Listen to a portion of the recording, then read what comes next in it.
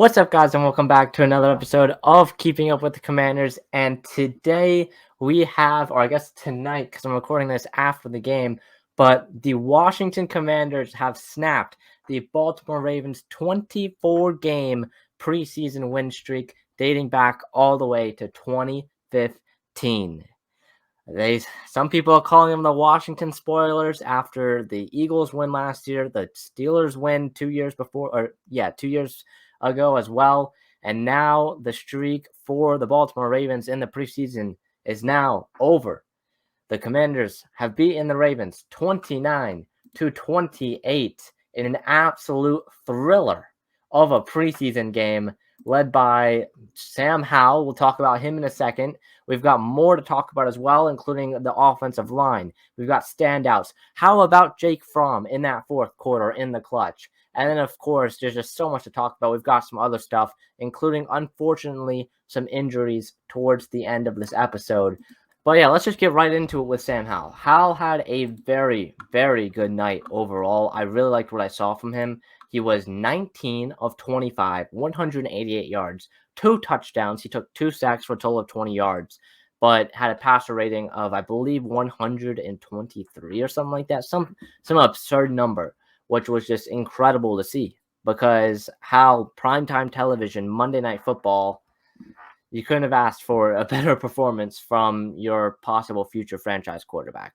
He looked in control the entire night from, not the entire night, but the entire time he played from the beginning of the first quarter all the way through the first half. So, I mean, the game started off with a quick touchdown from Baltimore, but Howell led a 15-play, 72-yard, over 9-minute drive on the first possession for Washington. Unfortunately, it ended up with a field goal, but what a first drive from Washington. I haven't seen something that dominant.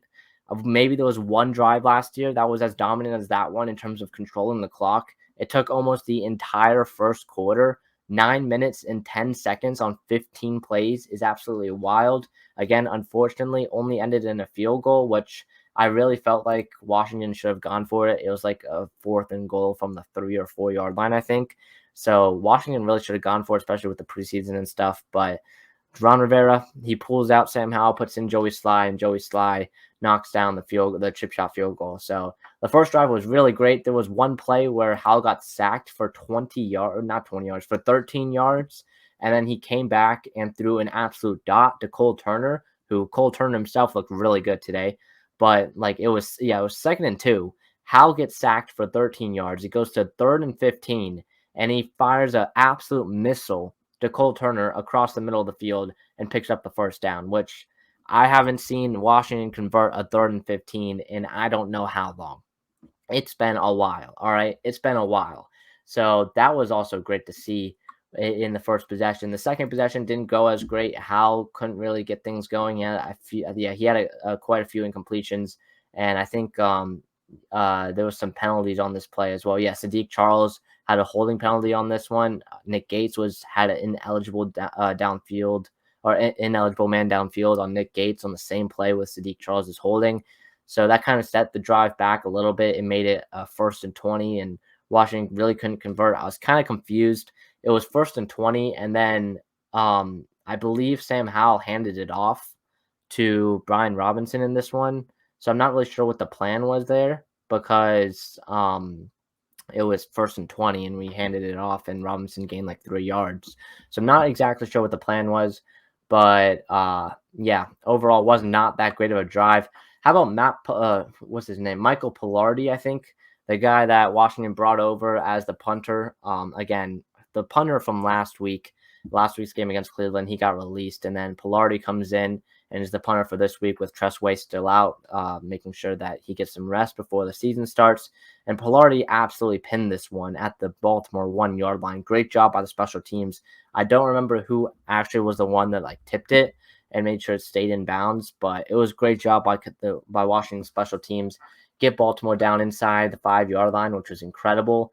And then on the next drive, I think, it was 4 drives total for that Sam Howell ran. And on the next 2 drives, it was back-to-back touchdowns. So 9 plays, 45 yards in just under 5 minutes in the second quarter. after an interception from Quan Martin, who we'll talk about in a little bit. But Sam Howell on his third drive looked super comfortable, super in control. Jahan Dotson, I think, was a big. No, okay, it wasn't this one, but yeah, Dotson started to get some targets, get some catches, which was really cool to see. I think it was either around this time or it was the next one. Okay, it was the next one. But around this time, Terry McLaurin went down with an injury, a toe injury, which, again, x-rays were negative. We'll talk more about that in a little bit. But Terry McLaurin down with the injury. Jahan Dotson steps up as the wide receiver one and just absolutely dominates. Dominates the next two drives. The first touchdown drive ended with an Antonio Gibson touchdown. The second touchdown drive ended with a Dyami Brown touchdown. So that was cool to see. 2-minute drill for Sam Howell, and he finds Dyami Brown, ends up on how many yards was it? Yeah, 79 yards on 10 plays in 1 minute and 22 seconds for Sam Howell. It was Sam Howell to Dyami Brown, the cap off the drive, which was really cool to see. Again, to teammates Howell, Brown at UNC. They had 20, I believe the broadcast said, touchdowns together in their career at UNC, which was really cool to see over the course of 2 seasons. So that is incredible. And then, yeah, Jahan Dotson, especially on the second drive, just completely took over. He had 5 straight targets from Sam Howell. Dotson, let me see, finished the night. He finished the night as the leading receiver for Washington. 5 catches on 7 targets for 76 yards. Terry McLaurin also, in his time when he was healthy, 3 catches for 39 yards on 3 targets. So both of the two wide receiver ones, it really, I know I praise Jahan Dotson a lot, but this man can really be a wide receiver one, and I truly believe it. So top 2 receivers are the 2 leading receivers for the night. Both of them play the entire first half. The entire starting offense played the entire first half for the most part. Charles Leno didn't play. Logan Thomas didn't play. And Andrew Wiley only played the first drive because Wiley's also dealing with a little bit of an injury. So it was, I believe, Trent Scott who came in at right tackle. Cornelius Lucas started at left tackle. Trent Scott comes in at right tackle and plays in replace of Andrew Wiley. So that was how the first half went. It was 17-14 Washington. And then, yeah, that was Sam Howell. I guess we'll talk more here about the offensive line, because the offensive line looked a whole lot better than it did in preseason week 1 against the Cleveland Browns. It was astronomically better. We know that in the joint practices against the Baltimore Ravens, it looked a lot better than it did in the game against Cleveland. I know a lot of beat reporters said it. A lot of people that attended those joint practices said it. And then it continued into the game, which is great because we have a rookie quarterback under center, and it was really, I was expecting Howell to be under pressure for a majority of the night, but the offensive line did a great job. Now, I do want to point out it was against the second team for the Ravens defense. The Ravens defense played some starters, but mostly it was just second team, and the offensive line did a great job. So again, a little bit of possibly because it was just the second team for the Ravens, but again, offensive line a lot better job than they did in Cleveland. So overall, a guy I want to shout out on this offensive line from tonight, Sam Cosmi looked incredible at right guard. I think right guard is definitely the move for Cosmi this year. I know we drafted him to be that right tackle of the future, but it has not worked out. And now at right guard, moving the right guard, he struggled a little bit last year too, but he looked better than he did in the past at right tackle. And now with an entire offseason being able to work at that right guard spot with this offensive line, he's looked really good at right guard, which is great to see because right now I would even say Cosmi is the best. I think most people can agree with this as well. Sam Cosmi is the best player on this offensive line right now for Washington. He has looked dominant every practice. He has looked dominant during the Cleveland game, dominant during the Baltimore game now at right guard. So shout out to him because he did an incredible job. And the offensive line overall in general, there was a few holding calls, but overall in general, a very great job.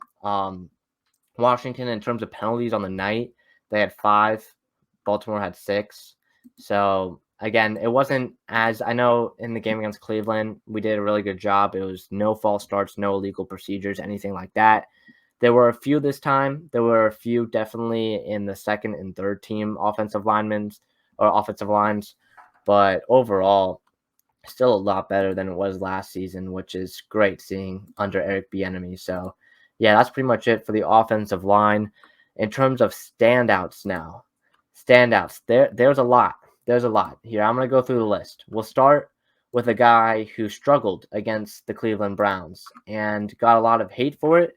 And then he got on Twitter after the game and saw stuff and liked stuff that people hated on. And it kind of became a feud between the Commanders secondary and fans of the team.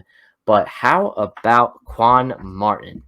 He had himself a game. He started out with, I believe, a missed tackle opportunity. That first drive for the defense was horrible. It wasn't good at all. You had players not even like making tackles and stuff, not even really attempting for tackles. Quan Martin was one of them. I'm just gonna say it. He was one of them that like didn't really put a lot of effort into a tackle and he missed it. But then he came back on that second possession or the second defensive possession. And was it the second one? No, it was the third one, the third defensive possession for Washington. And he picked off in the end zone Josh Johnson. So that was great. Johnson only had 2 incompletions on the night, and one of them was the interception in the end zone to Quan Martin. And then Quan Martin, again, if I'm the secondary coach, I'm telling him to stay in the end zone here. But I think again, it's preseason, all right, and so he takes it like 7 yards out of the end zone, which he did a great job, by the way, of keeping his feet in bounds, which was great job from Quan Martin there. But he took it like 7 yards out of the end zone, and if this was a regular season game, I feel like he would have just gone down. I feel like he's a smarter player than taking it out of the end zone like that. But he took it out of the end zone, and he picked up like 59 yards on the return. So that was great. He took it to like midfield, and I felt like he still could have kept on running and could have maybe even took it to the house, but he just ran out of gas at the end, which he ran like, if there's a next gen stats on this, he ran like 80 yards, I felt like, on that play. So that man was out of gas by the end of it. But a 59-yard return from Quan Martin. There was some good blocking as well from the Washington defense on the return. So great game from Quan Martin. Another guy I want to shout out. How about Jarrett Patterson? All right, Jarrett Patterson, the UDFA running back, standing at like 5'10", I think, or 5'9", a smaller guy, but his touchdown run was incredible. Well, I think it was a catch actually. Yeah, it was a catch, but didn't really do that much on the ground. But his one touchdown catch came in the second half, and it was to almost tie the game for Washington. It was like they scored, they were down by 2, and they missed the 2-point conversion. But the touchdown, how much time was left in the game? With with like 4 minutes to go in the game, down by 28-20, and in the clutch, like he made a few guys miss, which is great. Still, I don't think it's going to be enough for him to make the roster. But yeah, he had a really solid game. Another running back that had a really solid game was Derek Gore. I really liked what I saw from him. He had, on 3 carries, he had 23 yards, including a 15-yard run. So great game from Derek Gore, which we haven't really seen much of him. And then Jonathan Williams as well, who had 2 carries for 15 yards. We saw both of them run the football a lot, which was really cool to see. Some other guys that stood out, I already talked about. Okay, yeah, like Jahan Dotson had 5 catches, 76 yards. Terry McLaurin, 3 catches, 39 yards. I talked about that. And then how about Bryson Tremaine in the clutch on that final drive? Yeah, on that final drive with Jake Fromm at quarterback, trying to get in the field goal range and snap the streak. 2 catches for 18 yards, both of them coming on the final drive, and his longest being 13 yards. And he also forced defensive pass interference that kept the game alive for Washington, which was really cool to see. In terms of tackle leaders for this game, David Mayo, Percy Butler, and Ratchet Wildgoose each had 4, or all of them had 4. No sacks on the night for Washington, which, again, Baltimore has 4 very mobile quarterbacks. Baltimore only played Josh Johnson for the first half and then Anthony Brown for the second half. But again, Baltimore have very mobile quarterbacks, and we know I've talked about it on past episodes. Washington has done a not so great job at containing these scrambling quarterbacks. So it wasn't that, no sacks on the night. And again, I don't think I mentioned this before, but I think it was pretty obvious. No Washington starters as well on the night. None of them really played besides Emmanuel Forbes, Quan Martin, if you classify him as a starter, and then Jamin Davis and Cody Barton played. But beyond that, none of the defensive line played. Chase Young didn't play, and all of that. So those are the guys. Okay, and one more guy that I like to that I think stood out. How about Joey Sly in the clutch? Cannot forget about him. A 49-yarder with like 9 seconds left in the game, or 15 seconds left in the game, to end the streak once and for all for the Baltimore Ravens. How about that? Like the intensity, this place at FedEx Field, like fans were there. It was, I wouldn't say it was packed based on what the broadcast looked like, but there were fans there and it was loud. And Joey Sly, in the closing seconds of the game, drills a 49-yarder, which was great. He had 3 field goals on the night plus 2 extra points, made all of them. Sly, of course, beating out Michael Badgley for that kicker position on the final roster earlier this week. So Joey Sly did a great job. Again, Michael Pilardi with the punt team did a great job. Sly, there was one time, hold on, I think I forgot. Okay, yeah, I'm on standouts, but there was one time when like Cameron Cheeseman snapped the ball in one of the field goals, or maybe it was the extra point, but it like dribbled to Tress Way, which I know Tress Way has said a few weeks ago Cameron Cheeseman is trying to fix. Well, he's not trying to fix, but he's trying out a new technique with his snaps this year, and it has not worked out. All right. I don't know if he can go back to his old way of how he did it, but it has not worked out. I don't really know what he's like doing right now. Not worked out. So hopefully he can go back, because I am starting to get a little worried about that. But yeah, those are pretty much all of the standouts I would say that like stood out to me. I'm gonna go back and watch the film. You can see it on my Twitter, Mason_Kenahan, just my name, where I'm gonna be posting film and stuff from the game tomorrow. I guess the day this episode comes out, and then on Wednesday as well. So if you want to see more content and stuff on this game, check out my Twitter or X or whatever it's called. But yeah, those were all the standouts. Now moving on to a guy who also stood out to me, but I felt like deserved his own section. He deserves his own section of this podcast, and that is none other than the Georgia Bulldog legend himself, Jake Fromm. Because Jake Fromm put on a show in that fourth quarter. He in the clutch. I keep on saying this, in the clutch, Joey Sly. But Jake Fromm really strung together multiple solid drives. He led a touchdown drive in the fourth quarter, and then a field goal drive later on that went 60 yards in 2 minutes and 44 seconds and 14 plays. Like, yeah, a 59-yard drive for a touchdown and a 60-yard drive for a field goal. Yeah, Jake Fromm has ice in his veins. He's got that dog in him after this game, because, man, he looked really good. He took control of this offense with like guys like Bryson Tremaine at wide receiver, and Kaz Allen and Mitchell Tinsley. But yeah, he was slinging it out there, which was really cool to see. He had a nice throw to Tremaine for 13 yards. He hit Tinsley, I think, twice, maybe once. I know Tinsley had a catch for 8 yards. Yeah, he hit Tinsley twice. Tinsley, he on 5 targets, he only caught two catches. But yeah, overall, just solid night from Tinsley. Solid night. Kaz Allen had 3 catches for 26 yards, caught all of his targets. Definitely made more of an impact offensively than he did in the game against Cleveland. Plus, he had a return as well. Yeah, he had a 20-yard punt return, which was really cool to see. So, yeah, it was great. The third team offense looked really good. The offensive line was solid. It had its moments that had faltered, but overall the offensive line was really solid as well. Yeah, but Jake Fromm, shout out to him, snapping the streak, being the quarterback to do so.